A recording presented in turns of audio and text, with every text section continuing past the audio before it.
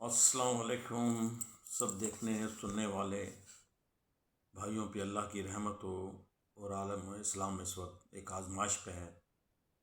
رب ان کو دشمنی کی سازشوں اور حملوں سے محفوظ فرمائے۔ آخر وہی ہوا، وہی پلاننگ جو امریکہ اور اسرائیل کی تھی یا اس کے ساتھیوں کی، وہ کامیاب ہو گئی۔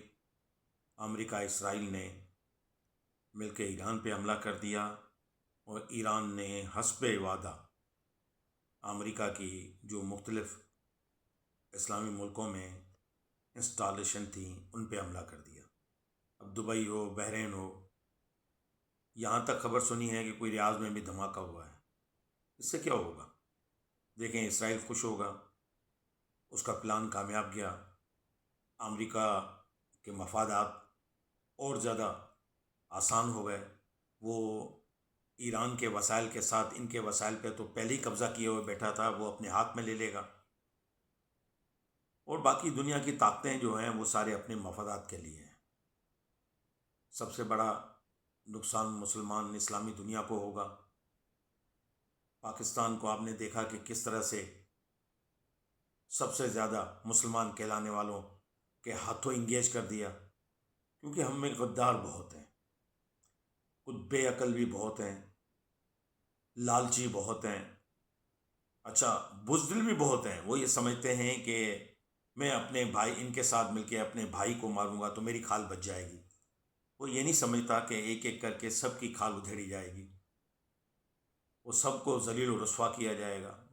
اس کے ساتھ عوام بھی بہت بزدل ہے، اس میں کوئی شک نہیں ہے۔ وہ دیکھ رہی ہے، واضح دیکھ رہی ہے کہ بھائی ہمارے ملک جو ہیں وہ اپنے ہی ملک بھائیوں کے خلاف استعمال ہو رہے ہیں، کچھ پیسے کے لیے، کچھ حکومت کے لیے، کچھ شہرت کے لیے، کچھ کسی اور دو کاموں کے لیے، کسی بھی کوئی بھی وجہ ہو، اس سے نقصان جو ہے عالم اسلام کو ہو رہا ہے، جس کی وجہ جانی اور مالی نقصان بھی ہوگا۔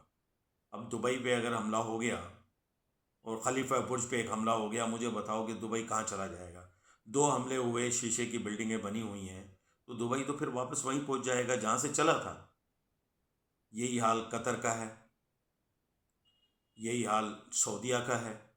اب سعودیہ پہ اگر حملہ ہوا ہے ایران کا تو وہ جسٹیفائی نہیں ہے، کیونکہ سب کو پتہ ہے کہ ایران کے بعد، پاکستان کے بعد سعودیہ نشانے پہ ہے، اور شہزادہ جو ہے سلمان، وہ بہت عقل مند ہے، اس نے ان سے مل کے بھی جان بچانے کی کوشش کی، لیکن وہ ان سے علیحدہ ہو کر بھی کوشش کرتا رہا کہ میں کوئی اور بلاک ایسا مضبوط بن جائے جس میں ہم چلے جائیں، کیونکہ ان کو ان کی بدنیتی کی بہتر خبر ہے۔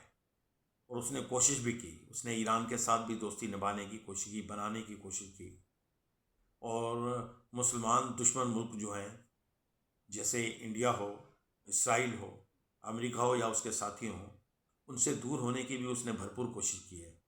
ہم امید رکھتے ہیں کہ ایران جو ہے وہ اس بات کو مد نظر رکھے گا کہ ایسا نہ ہو خود تباہ ہوتے ہوئے، اور کچھ جو بچنا چاہ رہے تھے، بچ سکتے تھے، اور ایک روشنی کی کرن رہ سکتی تھی، اس کو بھی نقصان پہنچا دے۔ اللہ تعالیٰ رحم و کرم فرمائے اور دشمنوں کی سازشوں سے محفوظ فرمائے ہر مسلمان کو، ہر ملک کو، یہاں تک کہ چھوٹے بڑے غیر مسلموں کو بھی ظالم و طاقتور کی ظلم و جبر سے محفوظ فرمائے۔ آمین ثم آمین۔